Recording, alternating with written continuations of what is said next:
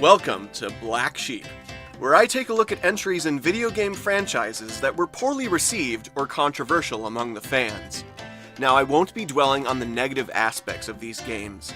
Instead, I'll be looking in detail at the things I like about the games, whether it was the story, gameplay, music, or anything else they contained, and see if they're really deserving of the infamy that they have. For this episode, we'll be looking at Yaiba Ninja Gaiden Z.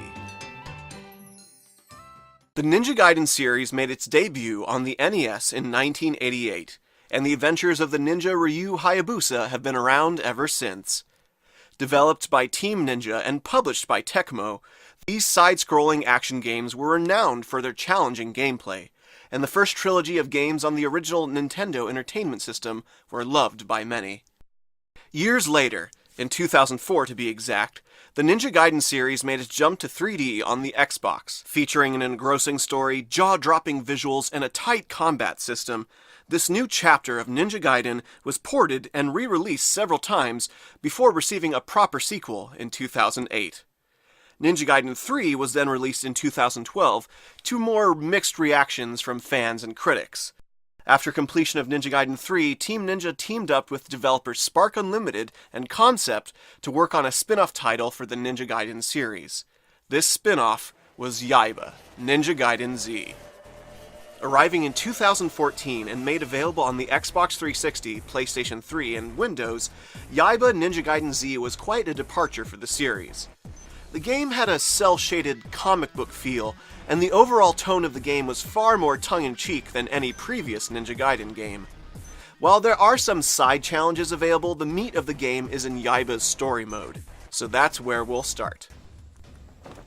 Yaiba Kamikaze, the title character of the game, is a ruthless, psychotic ninja who murdered his own clan because he grew bored with them. Yaiba then runs across the main character of the series, Ryu Hayabusa, and challenges him to a duel, and as you can imagine, this doesn't end well for him. Yaiba isn't quite finished yet, however, as he returns as a cyborg ninja, resurrected by Forge Industries. Unfortunately, Yaiba was brought back to life just in time for a zombie outbreak, and he agrees to help stop the zombie plague so long as he can get his revenge on Ryu. Together with the sultry Miss Monday and the Forge CEO, Alrico Del Gonzo, Yaiba slices his way through the zombie hordes and eventually encounters his killer.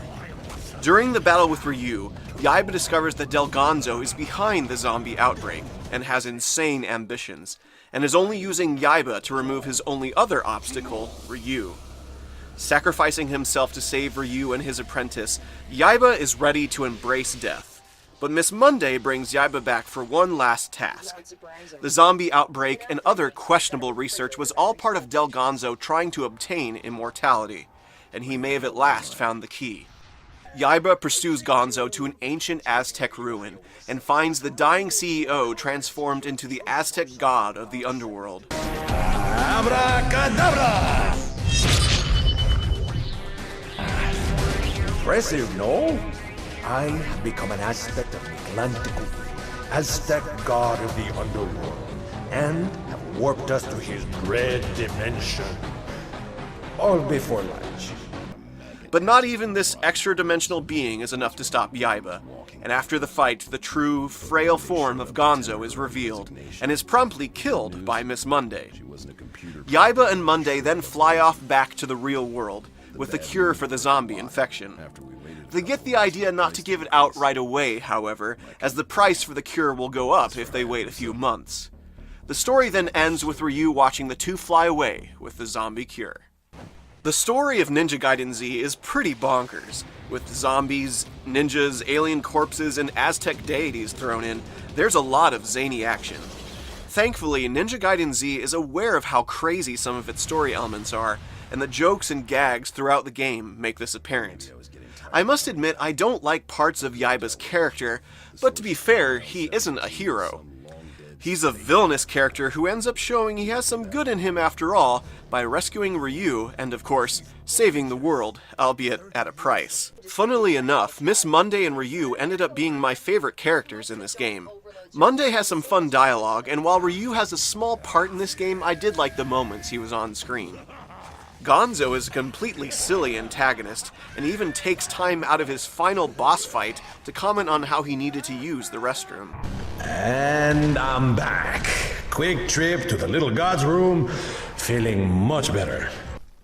To be honest, while I don't like the crass dialogue and some of the crude jokes, I did find the story of Ninja Gaiden Z interesting.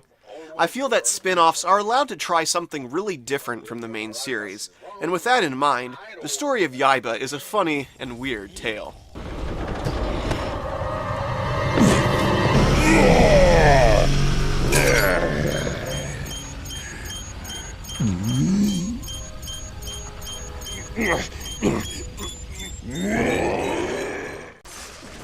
The gameplay of the Ninja Gaiden series has always been challenging. Difficult combat scenarios and dangerous platforming sequences have been staples of the series, and for the most part, these are present in Ninja Gaiden Z. Yaiba can slice through foes with his katana, use his cyborg claws, and a chain whip. Each attack button is for a specific weapon, and there are some satisfying combos to perform. Each enemy is weak to a certain type of weapon, and once you deplete an enemy's life, you can perform an execution. Executing multiple enemies in a row is essential for a high score, and executing elite enemies also allows you to temporarily wield their weapons. Weapons like the rigomortar and the hagpipes help spice up the combat a bit, and are practically required in later sections of the game. The sub-weapons and enemies of Ninja Gaiden Z are divided up into 3 elements: fire, lightning, and poison. Hit a fire zombie with an electric weapon, and you'll create a fire tornado with cool lightning storms. Discovering the different effects is actually pretty neat, and you'll use these weaknesses to your advantage in some of the game's boss fights. Oh, this little gem is a robotic defense unit. We used a dog cerebellum for its neural network, and as you can see, we kinda screwed the pooch. Yeah, I'm noticing a pattern. There aren't actually that many bosses in this game. There's a mecha dog, a giant 2-headed baby, Ryu, and the Aztec god-powered Del Gonzo. You'll sometimes face off against multiple early boss enemies, and these fights are chaotic and difficult, but for reasons which I will expand on in a little bit. Ninja Gaiden Z also contains some platforming sequences. Unlike some of the previous games in the series, however, these are mostly automatic and only require you to press the corresponding button when it appears. They are a nice break from the action, though, and some of the sequences are fun to watch, and the ones in the factory were my personal favorite. Finally, there's the visuals and music. The cel-shaded visuals of Yaiba are pretty striking when there's a lot of color on screen. Sadly, a lot of the game's environments are pretty dark, and so a lot of the visual flair gets lost. When Yaiba gets low on health, the world turns black and white, with only red colors remaining, and again, it's a neat effect, but with the game's lighting it sometimes ended up killing me because I had trouble seeing where I was. The music had a couple of neat tracks like the fight with Ryu, but like the visuals, it feels like it could have been tweaked just a bit more. So why is Yaiba Ninja Gaiden Z a black sheep? The game does have some pretty glaring technical issues, like lengthy load times and some quirky combat design. Every time you die, you'll have to wait about 20 to 30 seconds before you can jump back in, and you will die over and over and over again. I must admit, I haven't played too many of the Ninja Gaiden games, so I can't say how fair the difficulty in those games are, but the difficulty in Ninja Gaiden Z often borders on being unfair.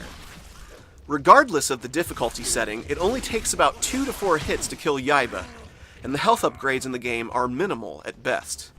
It takes a lot to frustrate me while I'm playing a game, but Yaiba managed to do so. There were times when the game didn't register my dodges, counters, and all sorts of features that are integral to an action game. While it is fun to cut through the zombie hordes, when the game throws several elite enemies at you all at once, the difficulty spikes like crazy, and there are very few mid-battle checkpoints. So if you die, prepare to start from that fight from the very beginning. The combat is the core element of this game, with only a handful of puzzles and the aforementioned platforming sequences. There were times when I had an absolute blast using my ninja moves on the zombies, and other times where the game becomes a drawn-out slugfest because I know I'll die in 1 or 2 hits from a certain enemy. I initially loved the final boss fight, and I thought it was a bizarre but cool way to end the game. Until I had to fight the thing 30 times because there was no checkpoints.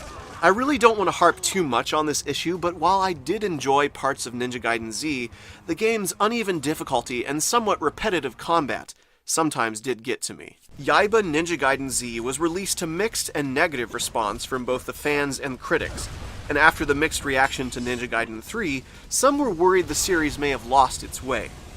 Yaiba is the most recent installment in the franchise, and as of this video, there's been no announcement for another title in the series. But Ninja Gaiden is one of the best action game franchises out there.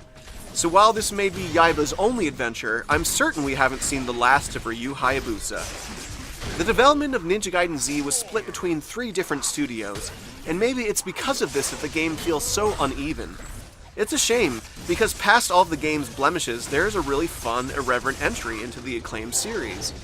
It tried to take a risk and bring new elements to the franchise that I hadn't seen before, and that's something I think is important for a long-running franchise.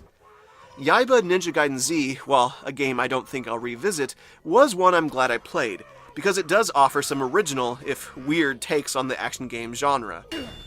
As I said in my Shinobi video, I love ninjas, and I'm hopeful that we'll see the return of the Ninja Gaiden series in the near future.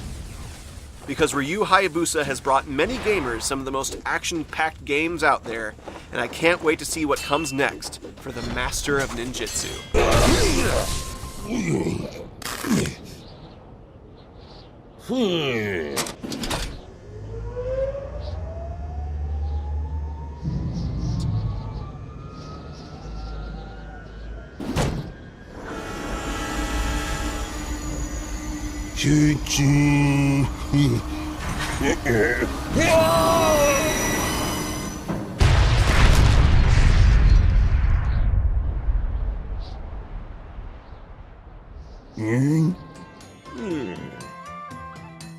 Thank you for watching this episode of Black Sheep.